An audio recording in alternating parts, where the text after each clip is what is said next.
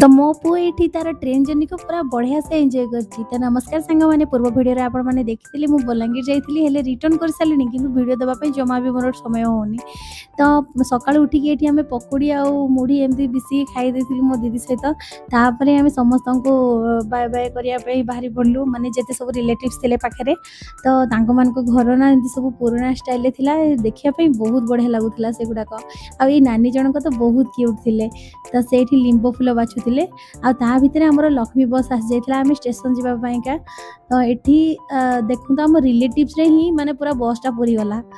तो एठी जेतबेले आमे पहुँचिलु से बसटा जोडी ओलेला सेठी गोटे गछटा थिला। आमे पछालु एटा की फळ एते सुंदर सेठी जणे भाई कहिले एटा होची मलेशियन मलबरी। आउ ताकू टेस्ट कला परे एते मीठा थिला सेटा। तापरे आमे दीर्घ 3.5 घंटा परे ट्रेन जर्नी परे आमे एठी पहुँच जाइथिलु रेढाखोल। तो सांग माने रहिली आ गोटे वीडियो रे।